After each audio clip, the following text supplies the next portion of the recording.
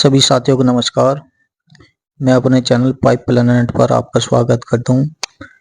जैसा कि हमने अपने चैनल पर साइंस की क्लास चला रखी है, जिसमें 1 बाय 1 हम कोशिका विज्ञान के अंतर्गत चैप्टर को कवर करते हुए चल रहे हैं। आज का हमारा टॉपिक है केंद्रक। केंद्रक क्या होता है? तो खोज के विषय में हम बात करेंगे तो रॉबर्ट ब्राउन ने इसकी खोज की थी।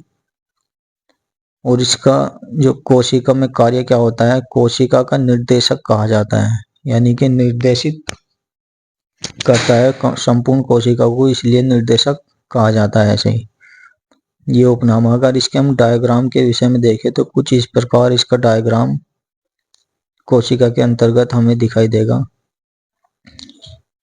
ये बाहर एक कोशिका झिल्ली, इसकी केंद्रक झिल्ली पाई जाती है, और ये क्रोमेटिन धागा भी इसके अंदर होता है, और केंद्रिका भी पाई जाती है इसके अंतर्गत, और ये हमारा द्रव भी इसके अंतर्गत पाया जाता है।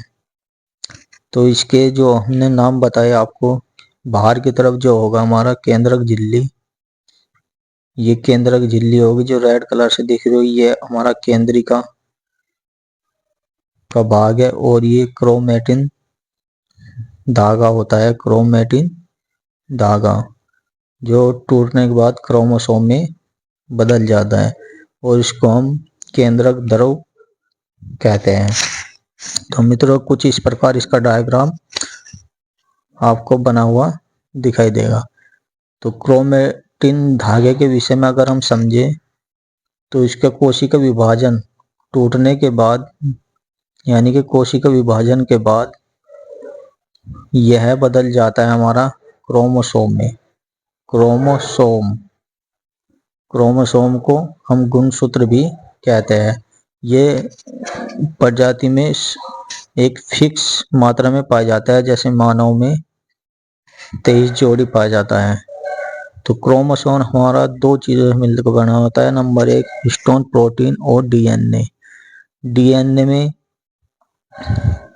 इसका निर्माण जो होता है वो हिस्टोन प्रोटीन और डीएनए से होता है। डीएनए में जो कार्य करता है वो हमारा जीन होता है। जीन। तो अगर हम मानव की बात करें तो मानव में 23 जोड़ी गुणसूत्र पाए जाते हैं, अर्थात 46।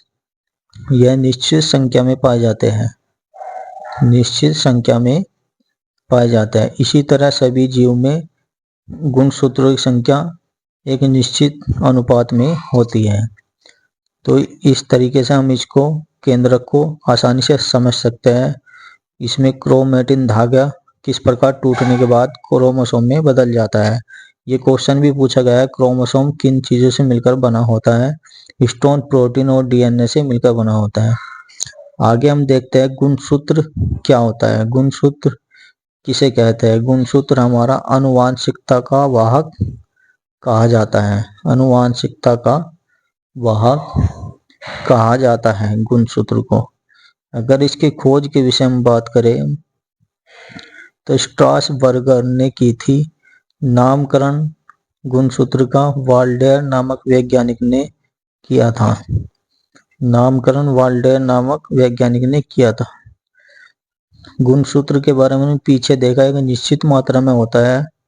अगर देखें तो ये हमारे दो भाग से मिलकर बना होता है, हिस्टोन प्रोटीन और डीएनए।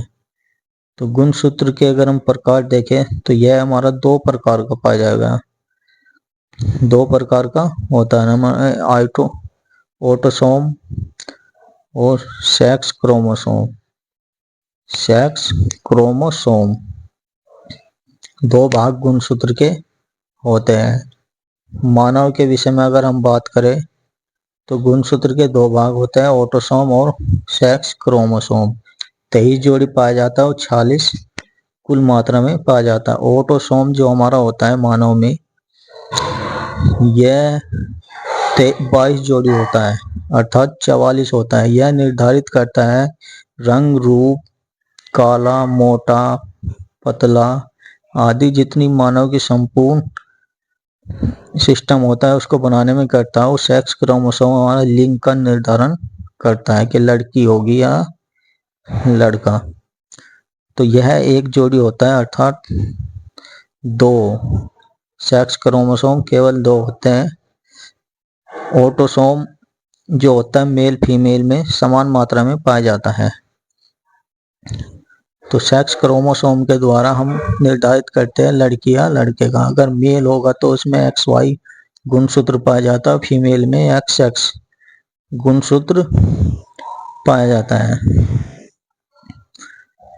इस तरीके से हम गुणसूत्र के विषय में समझेंगे। काफी सारे क्वेश्चन बने हुए हैं जिसको मुझे आशा है कि आप बहुत ही आसान तरीके से अब इसको सोल्व आउट कर सकते हैं। कुछ पॉइंट है इसमें, जैसे आनुवांशिकता का भाग गुणसूत्र को कहा जाता है। आनुवांशिकता का पदार्थ DNA होता है और आनुवांशिकता की इकाई हम जीन को कहते हैं। और एक हो रहा था इसमें, देखो DNA का अगर संपूर्ण नाम देखें हम, विस्तारित नाम deoxy ribose nucleic acid, deoxyribose nucleic acid इसका पूरा नाम होता है।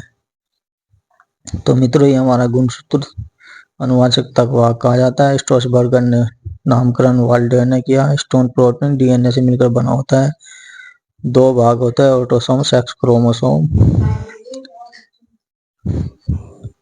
तो आनुवांशिकता का भाग गुणसूत्र, पदार्थ DNA, इकाई जीन और डीऑक्सीराइबो न्यूक्लिक एसिड कहा जाता है। मित्रों, इस क्लास में हम यहीं पर देखते हैं 1 बाय 1 सभी टॉपिक को कवर करते हुए चल रहे हैं। आज हमारा एक कोशिका खत्म हो गया, कल से हम पाचन के बारे में समझेंगे। सभी मित्रों को नमस्कार, जय हिंद, जय भारत।